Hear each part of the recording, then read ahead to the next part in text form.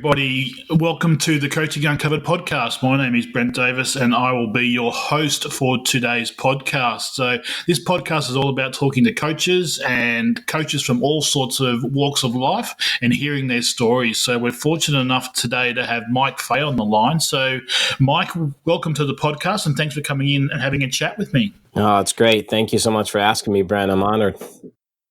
Mate, it's a privilege to have you here. We've obviously spent some time together over the journey, but I want to hear a bit about your story. So tell everyone out there about yourself. Well, I am the Director of Player Performance here at the Boyne Golf Academy in Northern Michigan. It is that cold place of the world. Right now, it's very cold. In the summertime, it could be one of the best places in the world to live. It's beautiful in the summertime here. And I got here. I've been here for 12 years now. Okay. Previous to that, I was in New Jersey for 7, and before that, I was in Michigan for 5. I did graduate from the New Mexico State Professional Golf Management Program. Yep. And became a PGA member back in 1997. You're starting to show your age there now, talking about that. Absolutely. We're a little bit older, yeah. But, I'm involved in all the social media and website building and player development and stuff like that. I think it's absolutely fantastic being able to use technology to help people play better. It is cool, and we're certainly going to cover that off because you've got a pretty cool story to talk about with your social media stuff. But tell me about getting started in golf. How did you get started in golf? Sure. Yeah, my dad introduced me to the game back at an early age. I didn't really take it seriously until I was probably a preteen. Started to play in some golf tournaments and stuff like that. And really, it was a third or fourth sport for me. I was a baseball player, football, basketball, all that kind of stuff, and playing golf. And, I found myself in high school after playing football for so many years and beating my head in, to be honest with you. I had to kind of make a choice because in Michigan, I grew up outside the Detroit area. In Michigan, golf and football are in the same season, so I had to really choose what I wanted to do. And by the time I got to be a freshman in high school, I chose golf. And that's how it was. Pretty common thing, and I'll be curious on your sports because we have obviously golf in Australia is a bit different because it tends to be a 12-month of the year type of sport, but players do get to that age where they do need to choose if they're playing different sports, and schedules tend to cross over. So obviously you explained how you dealt with that. You chose golf, but how do you deal with that with your players? Having to choose different sports. Do you have any guidelines or any thoughts on when they should be choosing? Well, it's usually right around that age, 13-ish, 14-ish, somewhere around there. Where are we going to devote most of our time, Brent? Going into it, you're thinking about this, and a lot of the kids are choosing sports are on the opposite seasons, right? And for instance, with girls golf, you've got girls golf in the fall, and in the spring, you've got softball. So naturally, you're going to see some of the golfers graduate or try to get towards that way.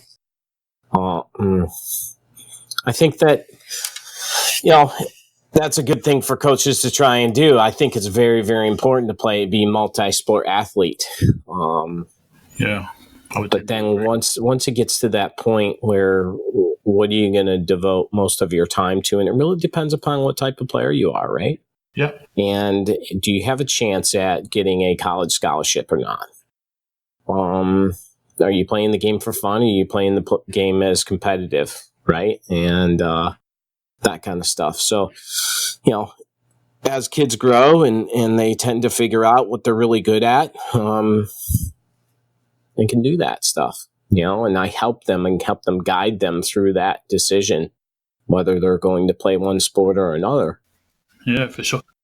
Now, with the invent over the last few years, Brent, of being able to do indoor golf and work on your game over the winter, that has definitely helped our golf teams here. In a place like that. But I just keep telling you, move to Australia, and you won't have to worry about all that snow. But well, we never really had that choice, especially where I live versus Detroit area. Detroit area, at least you had some golf domes, stuff like this. This is before golf simulators. You had a net maybe, and that was it, right?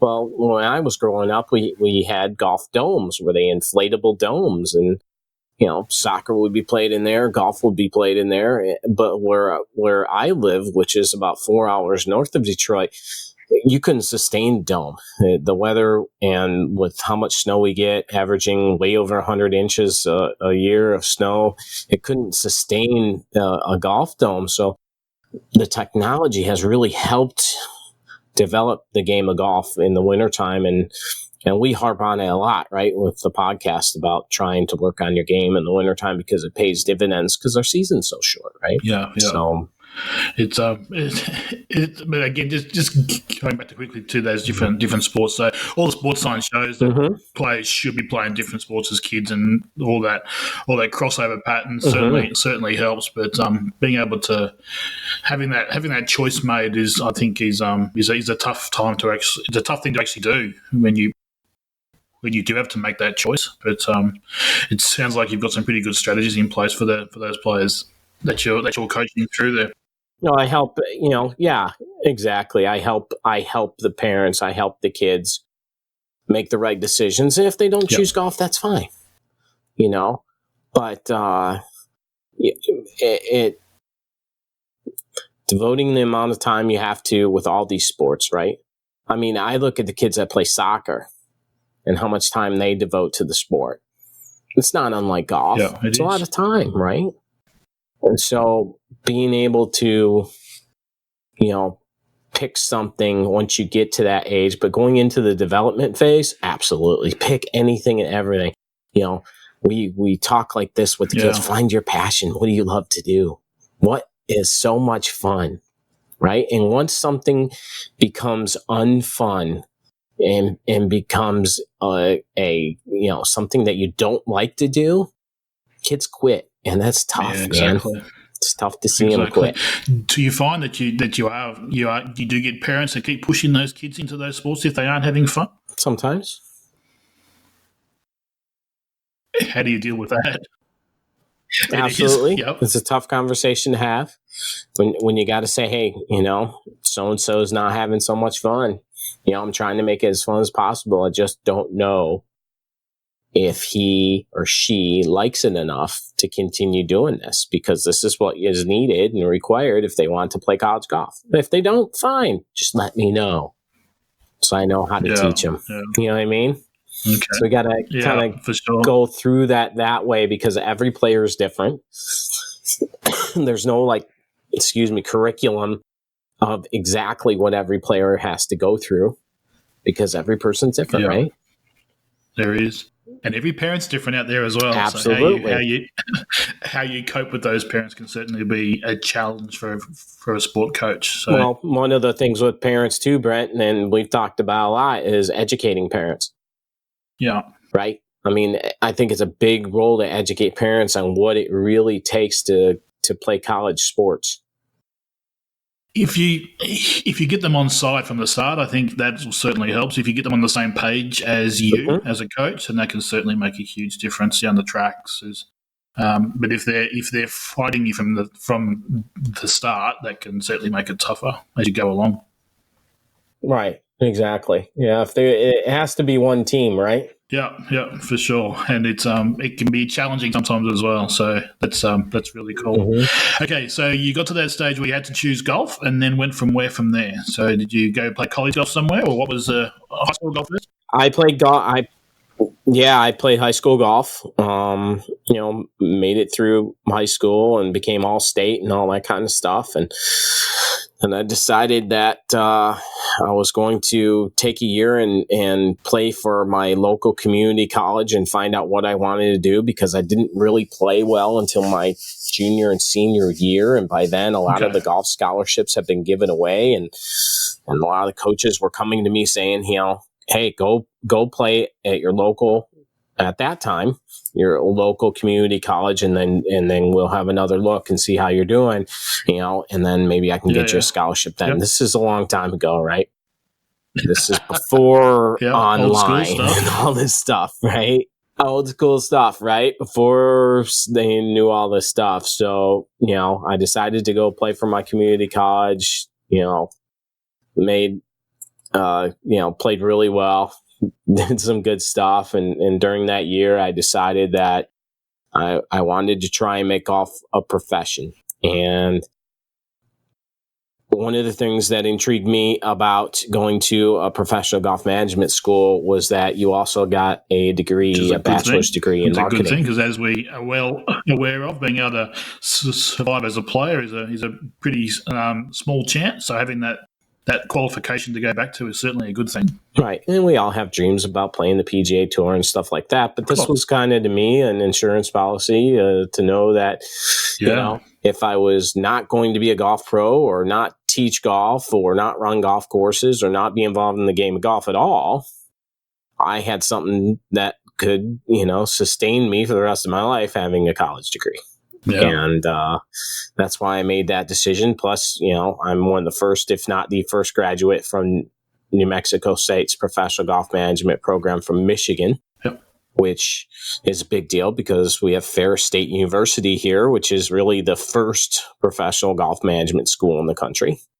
And at the time, there was only 3 schools to choose from when I applied, and I got in at New Mexico State and Ferris and a bunch of other universities too that were getting in. But I decided I wanted to do this and try this and play golf year round, because down in New Mexico I could play golf for a lot more time than here in Michigan. So absolutely. So, all those, there was a lot of decisions to be made, and thinking about it that way, that's what we wanted to do. Went through the golf management program, did my co-ops, which really gave me an idea, a co-op or internship, I guess it is called now. Idea of different facilities, different types of places to work. Yeah. Found some stinkers, found some good ones, and found out different things about the business, what I liked, didn't like, stuff like that, and wound up coming home here, started my career here. Played very, very well in Michigan. Ended up getting my job in New Jersey. A lot of it was because of that. Spent 7 years there, and then had to make some decisions. We had a daughter, and decided to come home with my daughter here in Michigan and share her with all her relatives. So that's why we're back home. And that's probably emphasizes how important it is to have that family support around you. So if you've got a career that's starting to take off, then having that family support is certainly a handy tool to have. So that's pretty cool. It was huge to be back home. I didn't realize how much support and stuff that we missed until we were home. And at the same time, with brother-in-laws, sister-in-laws, in-laws, and that their lives changing, with me being an uncle and my wife being an aunt and all those things. It was good. We're seeing everything happen as we grow up, which is pretty cool. Yeah, no, that's good. So tell me a little bit about all these awards that you've picked up over the journey, 25 years of being a teaching professional out there, and a heap of different awards. So Teacher of the Year 3 times, is that correct? Yeah. That's right.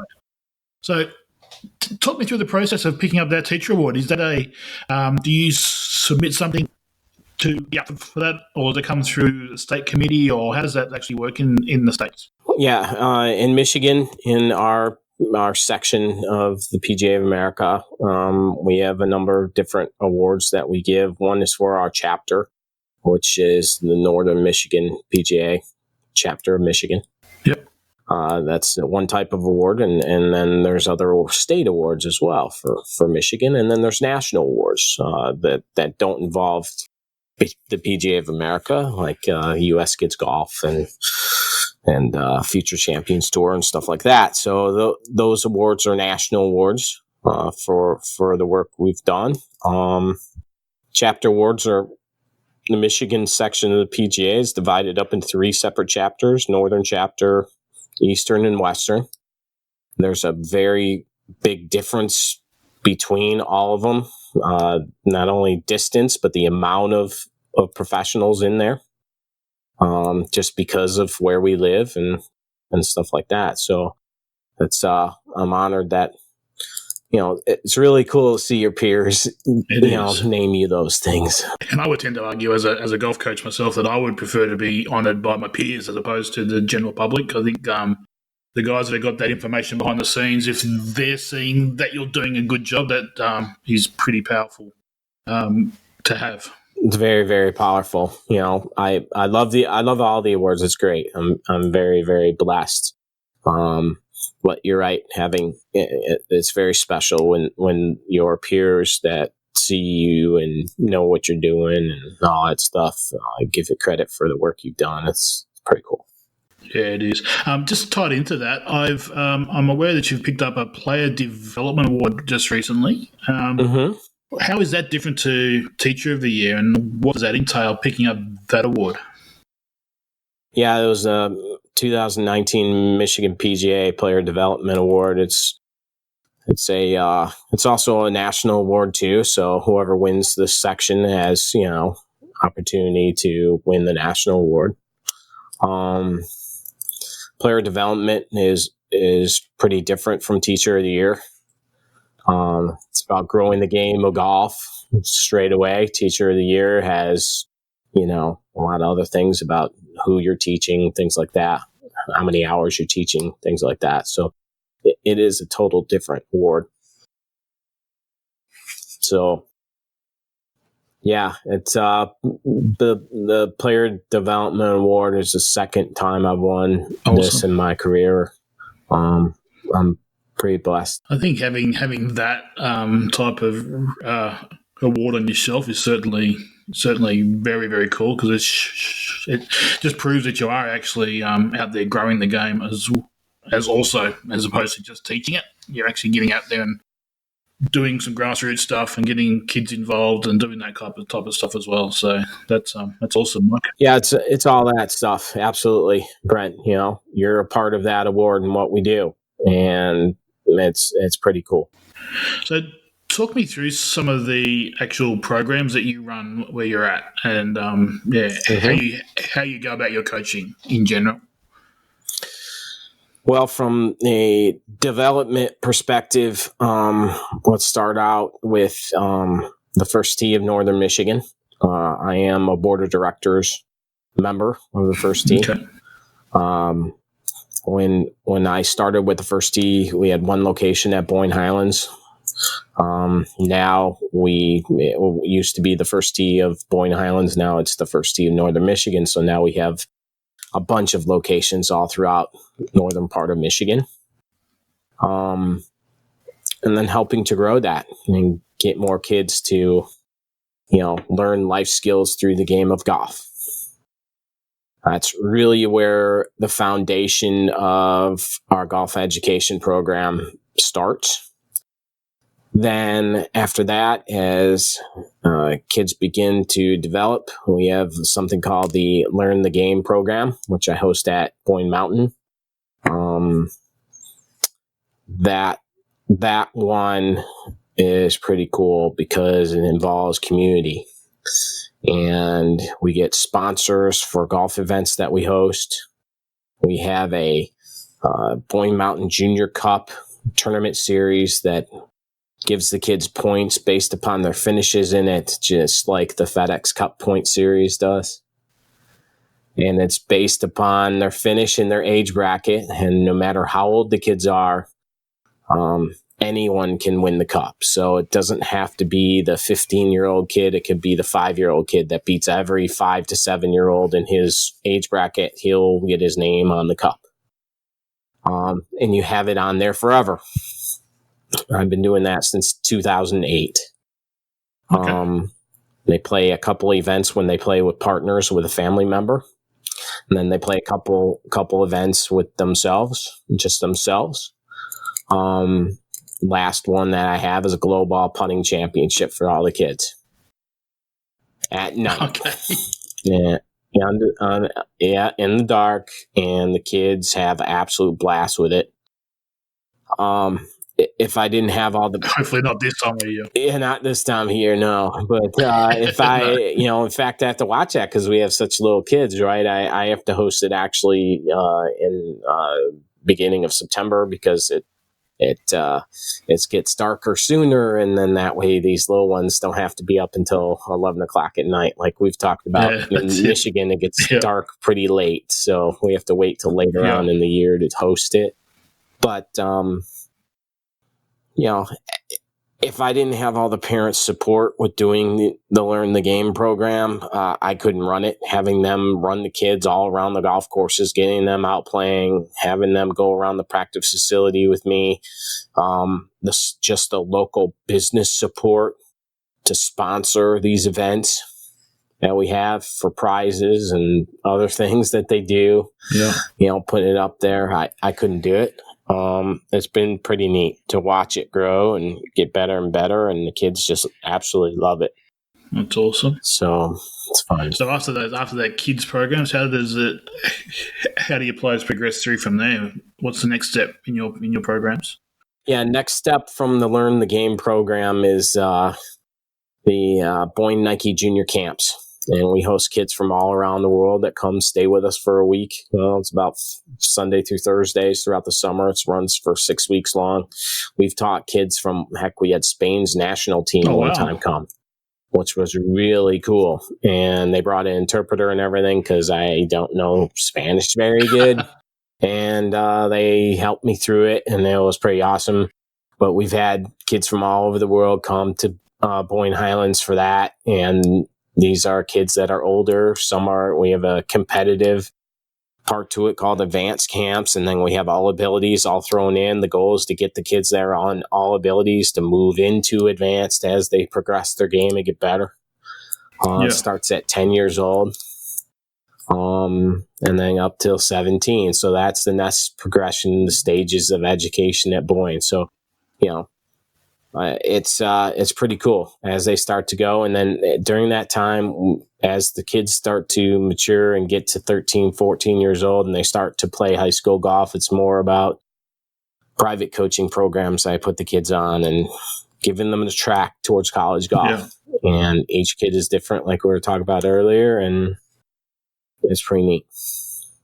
I'm just curious. You said you had the Spanish team over there. Is that a common thing in the States? I know when I was coaching in Taiwan with the national squad, we came over to the States and we stayed at Oak Valley in California, and that was we stayed there for 5 or 6 weeks and played tournaments. Is that something that's a common thing there, where you'll host players from different countries? Absolutely. Yeah, it happens a lot. I mean, you could tell a lot of the golf schools especially down in Florida, do that even more, and kids will come and stay at, these academies and actually have schooling there and stay there. Okay. But to come for just a week, Spain's national junior team, they are coming for us to a week and then going to another academy the next week and then going to another academy. And that's the way they run their team. Well, that pretty cool. I don't know. It's traveling a lot. It is, but that has to be powerful for the kids at your place as well, because they're seeing what these high level players are doing and how they go about it and how they play, and they can start to benchmark themselves against that high performance player. That has to be a pretty cool chance for your guys. It is. It's pretty important. We've taught a bunch of state champions and stuff like that from all over. Gathering them together in the advanced camp situation where the kids play for the Nike Cup and they play like a Ryder Cup style tournament throughout the week is really cool for them. Yeah.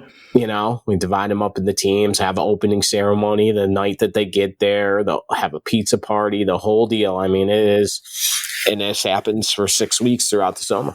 And we have a closing ceremony, have the scoreboard up there, have, all these pictures and movies and, we use things like Coach Now to keep them in contact with the parents and showing them exactly what the kids are doing throughout the week and what they're eating and what they're doing and what they're learning. Wow, and awesome. It's a really cool thing. So there's some awesome programs set up there. We had a similar thing in at Oak Valley. We had a Team China, which had some Chinese players and some Taiwanese players against the Southern California PGA junior team, and they played that same kind of match, and the kids loved it. It's great to experience that team play. It, as you're aware, golf can be a pretty singular sport, so being able to have that team environment is pretty cool. No, it's huge. It binds the kids together, gets them together very, very fast, especially if they're coming from all over different parts of the country or world. Yeah. It gets them some camaraderie. One thing that I found that is amazing, that the kids begin to follow each other with social media and they become lifelong friends. And then they say, hey, let's go to camp together next year. And that's priceless. It is. And it comes back to being able to connect with so many people so easily these days through social media channels and that kind of stuff as well. So that's awesome. And it just shows how sport can be used to bridge those gaps between different cultures, different countries, even different states. Mm-hmm. I know there's certainly issues between different types of people around the world. So obviously, sport is a great way to bridge those gaps, which is really cool. Yeah, it's neat. So tell me about. I'm keen to hear about gears and how you use gears in your coaching program. You have gears set up, obviously, at your coaching facility, and it's for those that aren't aware of what gears is, explain how it actually works. Yeah, Gears is a 3D motion capture system that we use where people put on a suit with a bunch of markers on it that they walk into a room, a 3D room, and they're picked up and their body is made into an avatar of what they're doing with the golf club and themselves. Really, that's a simple way to explain it. Yeah. It's the same technology they used to make movies like Avatar and things like that, with the actors with the dots all over them and the way they move their mouth and move their body and all this other stuff. And then they go in and with the artist and paint do the graphics for it. Yeah. It's really, really cool technology to educate people, not just from teaching perspective, but show them why their golf clubs, don't fit them, or all these other things that we do with it. Gears is in Michigan here. It's the only place that has Gears in Michigan. So it's pretty neat to be able to have it here. It's awesome. Yeah. So how did you head down that path as a coach? So obviously you were checking out different 3D capture systems out there, and there's obviously a few different ones out there. So what took you down the Gears path as opposed to some of the other ones that are possibly a bit on the cheaper side? Yeah, the Gears thing fascinated me to show people, especially that they come here and being at a resort that's 4 hours north of Detroit to have a really awesome experience. Yeah. And to really learn a lot in a short period of time. And that's one of the things that I love about Gears is that you can go. The light bulb really comes on because being able to see it in 3D from above your head or behind you or wherever, different angles, being able to educate people quicker is always good, right? And it has helped my career a lot. Helped me to learn, actually, Brent, more than anything. And I was going to head down that path as well. So I've spent some time with some 3D guys over the years, and you learn so much from those guys, and just being able to coach with those systems and being able to see how the body's actually moving as opposed to what you think it's doing is a really powerful tool as a coach. It's huge, Like I said, I video is one thing. This is like times 1,000. And it doesn't take a million swings on Gears to see what problems are, which I really enjoy. Yeah. And have you found that it's improved the coaching time, so it's improved your ability for your students to be able to apply changes quicker? Absolutely. Sure. The biggest reaction I get out of people when they're on gears, Brent, is I can't believe I do that. Okay. That's what I hear. Yeah. They may not see it like that on video, but to see it from above their head or from wherever. And then, there's always going to be a comparison. We've done it forever, right? You put up the comparison of a tour player versus someone else or whatever, and everybody swings different and everybody does this. But if we can get closer to somewhere around here, we're going to get better. Yeah. And that's the ultimate goal. One of the things I use gears for is for golf fitness. Yeah. And show people they're not moving very well and why. And then, through TPI, being able to show them that they can and give them an estimation of when I think they can, be it through their work and getting their body better, that their golf swing will get better. And that's pretty cool to be able to do too, right? So I'm like, if you can't turn your body just because your body can't turn, well, then there's going to be a problem with the golf swing. There's going to be a problem with your contact. There's going to be a problem with whatever. And, being able to see, is it the body? Is it the golf club? Or is it both? Or is it the club fitting? Or is it whatever? And right away, we can tell on gears what it is. Awesome. How do you find that the players apply it after they leave the coaching session? Do you find that it helps them out in the course by themselves, or do they need a few different sessions through the gears program to be able to improve the actual swing? Right. I mean, when I have players on coaching programs, okay, we're talking about adults here. Gears, I use gears probably once a month, once every 6 weeks with them because it takes time to change, right? Yeah. And so if I'm doing a developmental program where it's not just one lesson where someone's coming in to see me, if I'm seeing someone on a regular basis, let's say every week, like I said, every 4 to 6 times I'll use gears with them just to show them the difference. And that's how I do it. It's I use TrackMan more than that. Yep. A lot of times I won't be using TrackMan all the time, especially if I'm seeing the player every day. Or every week, I should say, excuse me, whether I be doing a TrackMan combine with them or just monitoring ball flight, all that kind of stuff, it takes time to change, and people understanding that fact is huge. And when they can do that, and we can have goals set and say, okay, your path when we started was 12 degrees to the left and the club face was 4 degrees open. We want to make sure that we try and get it, let's say, less than 3 degrees, either one of them. That's a goal. That kind of stuff as we're developing players, as we're working with more higher level players, people are playing professionally, the goals are totally different and they're a lot smaller and more minute, right? And we, and every player now, we've talked about it on our podcast that we're on the golf course a lot more than ever was with them over the last 10 years. It's more and more time on the course. We used to just sit on the range, 20 years ago, I'd just be on the range. Now we're on the course. So it's different.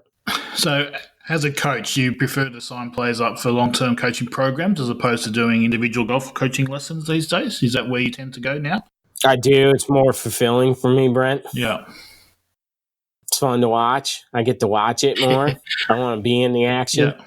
Yeah. I want to see it change. That's why I love my job, is because I can watch people fix it.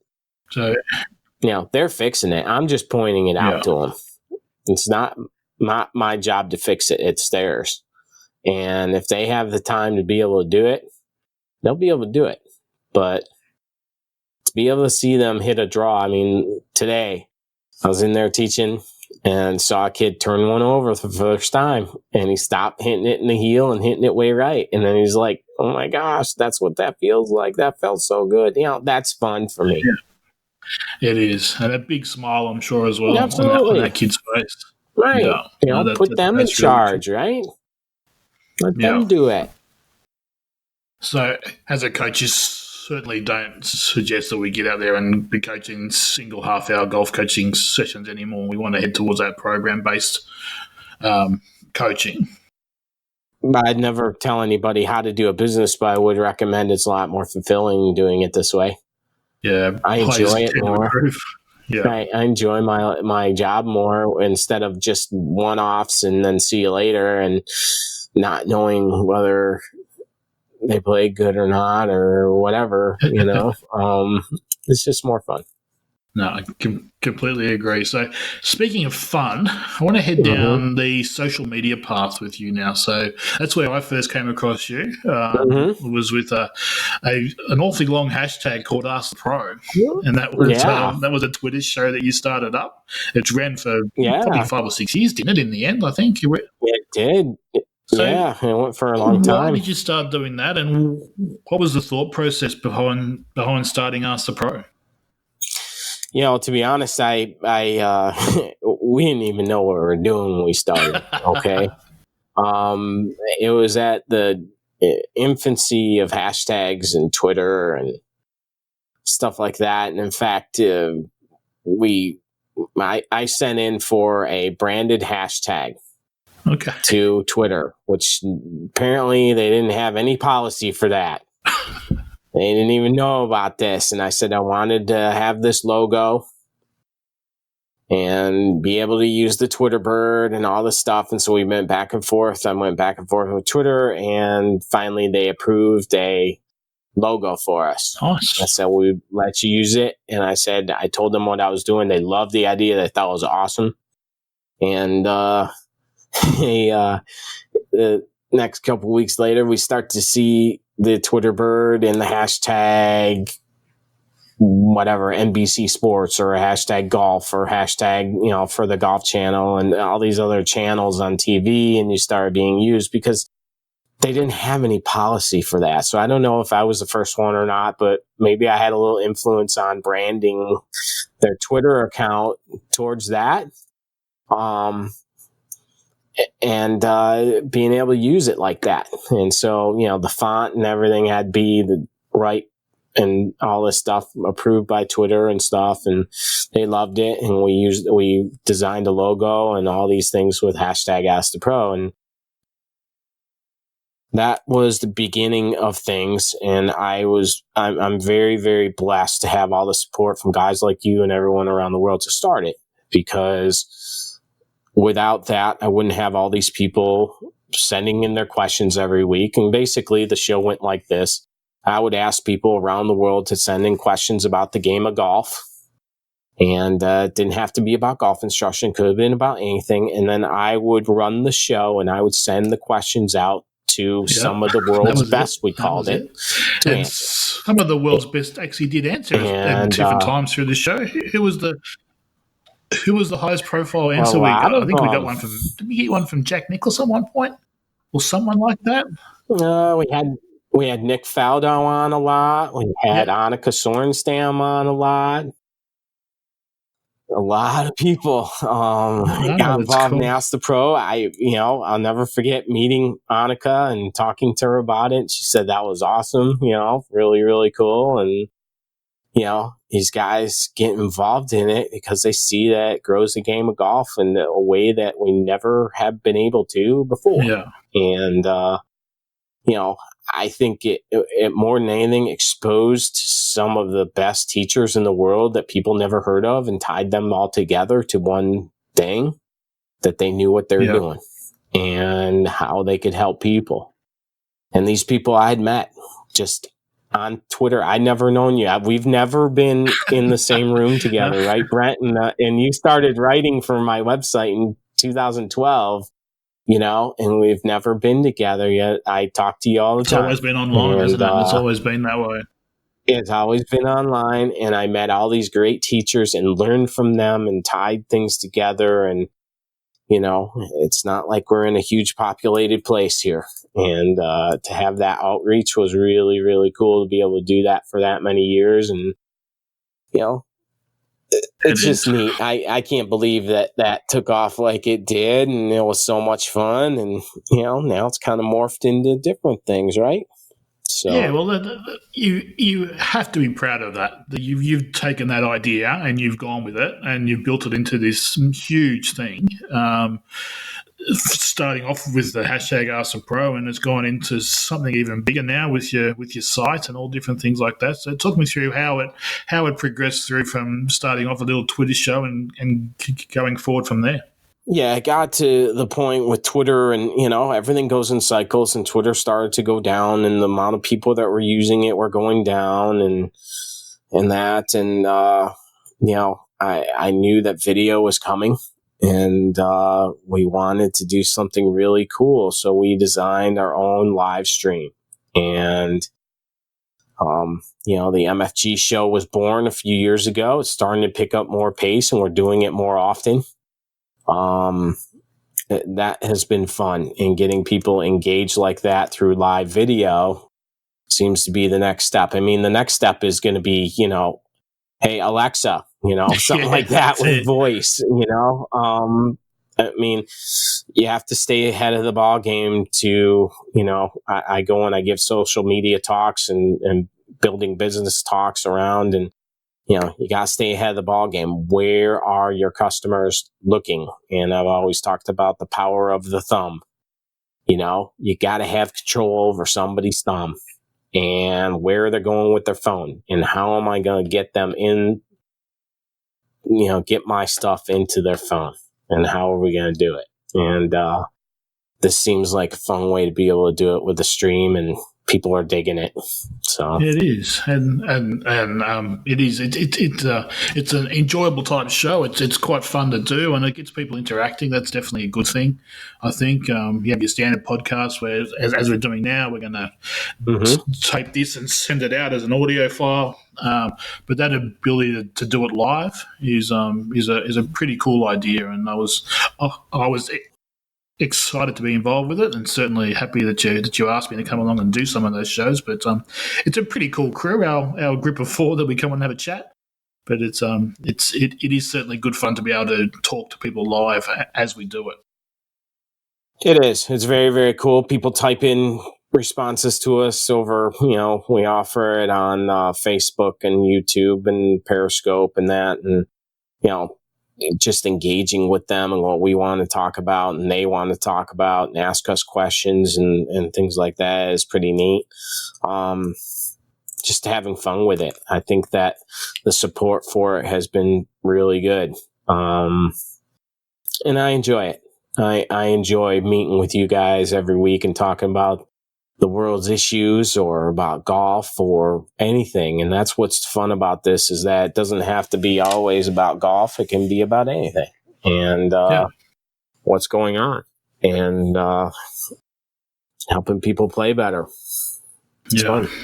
So that's pretty cool. So tied into that as well is there's a few corporate partnerships you have set up as a coach in your business. So through HackMotion and a few other ones, Fosi Sunglasses and a few other ones that are involved with you. How did you come about doing that? How did you start up that part of your business? Yeah, the partners that we have for Mike Fay Golf, they all come from different ways. Through a lot of it through social media. They just contact me. Some of them contact me through LinkedIn, some through email, stuff like that. And having those different partnerships are hugely important to be able to have those guys on our backs. That's pretty neat. Yeah. I'm blessed that they want to do that. So if someone was keen to head down that path themselves as a golf coach, it's just about getting yourself out there and building a profile to be able to attract those type of companies? Yeah, building a profile. One of the biggest things that talk about, and you and I have talked about a lot, is being consistent, right? Yeah. If you put out one video and you get 2 likes on it, and you put out another video, that you get 6 likes on it or 4 likes on it, you just can't stop. And that's what I learned through Ask the Pro. It was a continuous pounding every Sunday night for 6-7 years. And we rarely took a break.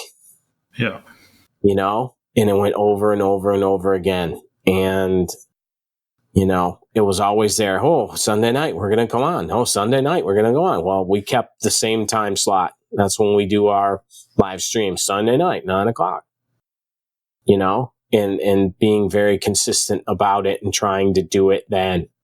It's huge. Whether you're going to have some golf instruction that you're going to put on social media, do it every week. If you can do it more, do it more. Any quotes you're going to put out, do something all the time. And it's hard, but now that so many people can be reached through social media, you have to make time in the day to build that clientele. Yeah. For me, I look at it this way. I wasn't necessarily looking for more people. I was looking to sustain my customers. Okay. So keep them coming back rather than building new ones. Keep them engaged in the game. Makes sense. The importance of the coaching programs, having them involved in what I'm doing, whether it be on Twitter or Facebook or Instagram or whatever, and having them thinking about golf, especially with a place that plays golf for about 5 months outside. The rest of the time is inside, that still blows my mind. 5 months of golf. Man, you're in the wrong place, mate. You're in the Yeah. So, right? I mean, I have to do it, right? So I got to do something. And so I need to keep the people coming back to me. I need to send out the newsletters. I need to constantly make posts that they like, that engages with them, so that they think about putting a golf club in their hand. Like we were saying earlier, now with being able to have golf simulation and stuff like that, we never had that really when I was a kid. Being able to do that now, they can work on their golf game all winter long. So yeah, it's important to me developing those relationships, and that's the reason why I do social media. It's not to get new customers. It's great to have new customers, but this is for the people that come to me. The website is for the people that come to me. So if I was going to pin that up as a quote, take care of the clients that you have properly, and you won't need too many new customers if you've got good ones coming back all the time. Exactly. Very cool. Yeah, if you got that, they're going to tell their buddies, hey, go see Brent for more golf lessons. Yeah, that's awesome. It doesn't have to be, I got a sale on whatever. It's not like that. Yeah. The whole, this new thing that we've got going with MFG University, the online school of golf, which is the newest thing. It took me 4 years to create. It was a lot of work. It's a lot of video work. I've done all the editing, all the website work, everything that you see on MikeFayGolf.com. I built myself. I've done everything, all the coding, everything for it. Really cool. And that is like my gift to those guys. This stuff is for them. It's for them to remember how to set up to a golf ball. There's over 200 some videos now in there, and I keep adding in more every month, and they can go back and ask me questions about it through private Facebook page, stuff like that, and engage. But that is like my big gift to them. Really cool. Really cool idea. And it certainly is where we're certainly going into that online space. So that's really cool. Right. Now, Mike, I could go on for another 2 hours talking to you, I think. Yeah, but sure. There's a few questions I like to ask everyone that comes on the podcast. So I've got a bit of a fast 4 at the end of the podcast. So I might get to those now so we don't keep you too long. I know it's fairly late over there, and you've got family time, which is heaps more important than doing a podcast with me. So definitely need to get you back to your family. But the first question in the fast 4 is, any advice that you have for people starting out in the golf coaching field or in the golf coaching career? Advice for golf coaching. Learn all you can. Okay. Learn everything you can. and then keep learning. That's the biggest thing. Honestly, every day I'm learning something. I'm learning a whole ton of stuff from every student I talk to because every player is different. What they do, feel, swing the club, whatever. Everybody's different, right? Just keep learning. That is the biggest thing. And never be discouraged. People will come to you if you make them better. Nice. That's it. Yeah. They just will. They will come to you if you make them better. If you can't figure out how to make them better, they won't come to you. I mean, that's plain and simple things, right? If they enjoy their time with you and make them better, that's an extra bonus. Yeah, that's really cool advice. I certainly like that, and it's certainly something that I subscribe to as well. Is that continued training, continuing with your learning pathway. I think that's really cool. So yeah, it's huge. Just down a slightly different path of that, but on a similar vein, advice for any golfers. So advice for golfers in your sport. So the question's about athletes in your sport. So obviously we're talking to a golf coach. That's about golfers. So what advice do you have to those aspiring golfers out there? Find a coach. Find someone that you really enjoy being around and makes you better, and keep going to them. I think a lot of golfers don't take golf lessons because they're scared. I would tend to agree with that. That is the number one reason I hear everybody. They're scared of what the coach is going to say or tell them or do. Don't be scared. Find a coach. We talked about this on podcasts that I did with Matt Adams this past week. He had the same question. Why are people afraid? I said, because they have to understand to take emotion out of it, Brent. If they take emotion out of it and let the coach show them why they're doing what they're doing and how to fix it themselves, it's a huge bonus. And once they get to that level they're going to get way better. It's fun. Cool. So find a person that you connect with is certainly... That's the biggest thing you can do. Find someone that you really enjoy being around and makes you better. Certainly great advice there. So we've spoken a fair bit about your career pathway and how you started out and how you've gone through to where you are now as a successful golf coach out there in the coaching world. Is there anything that you would change, whether a step or a path that you took at a certain stage of your career that you would change, or are you quite happy with how things have progressed? I think I would have started doing, I probably would have started coaching sooner in my career as a full-time part. I was a head professional for a while, assistant professional for a while, going back in the day. I probably would have switched over and done just coaching straight away sooner. Okay. I've really enjoyed it. I did that to do coaching full-time, because I had too much on my plate. I was a head professional running golf courses and coaching a whole ton, and I had to give up one, and I made a great choice for my family. Yeah. So I wish I would have done this a long time ago. It takes a special person to be a coach, right? It does. And the way that I coach is I spend a lot of time with my players. Yeah. They are number one. So the social media gets in their, on their phone, right? And they're engaging with me a lot.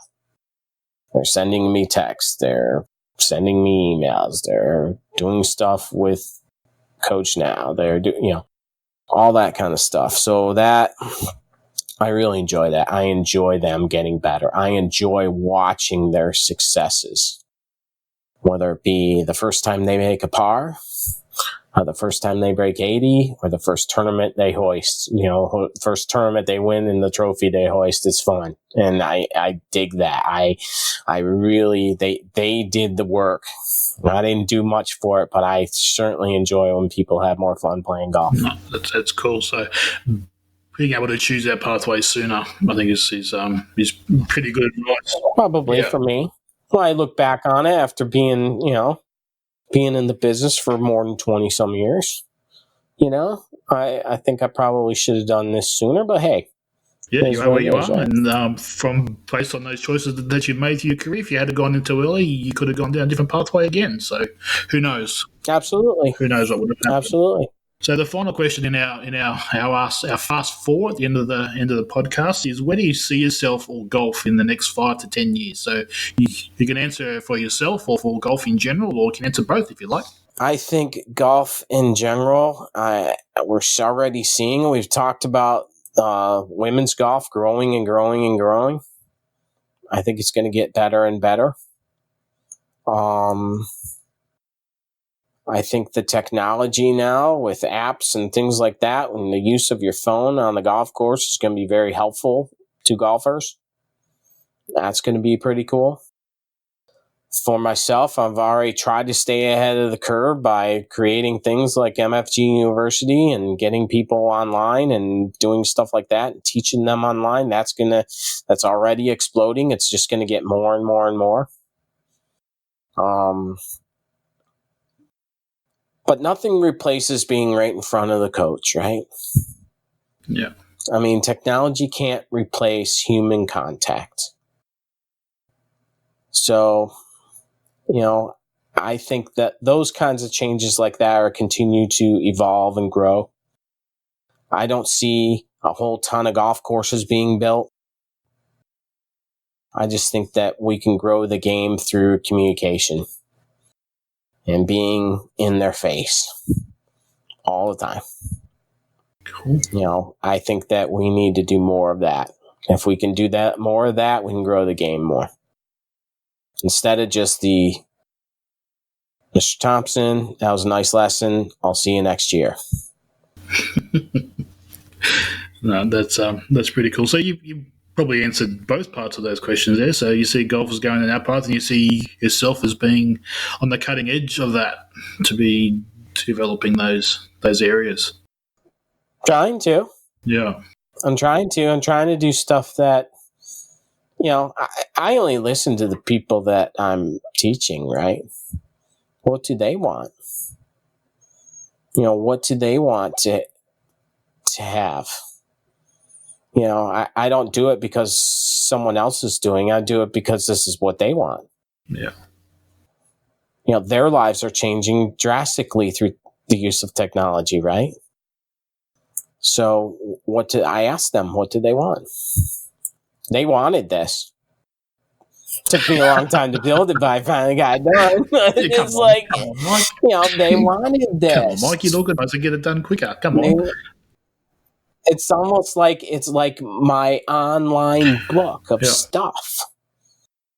I can go back in there and see a lot of stuff in there that I may have covered with them personally. I may not have.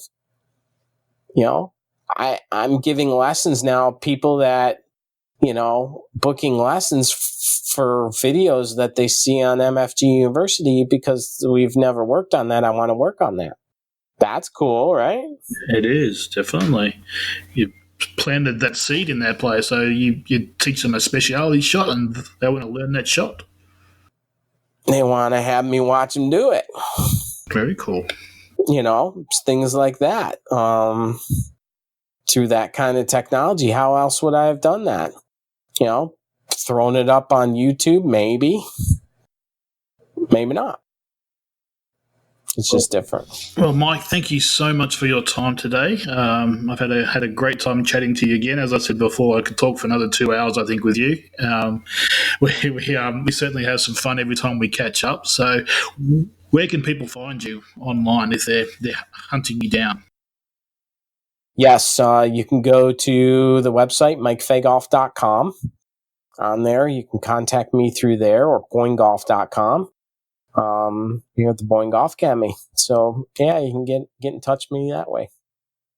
And then MFG show live on a Sunday night. Yeah, Sunday nights during the off season. We host it 9:00 Eastern time here in the United States, and you can watch it year round.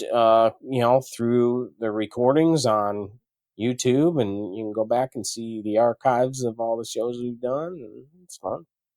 And then also just like this podcast, right?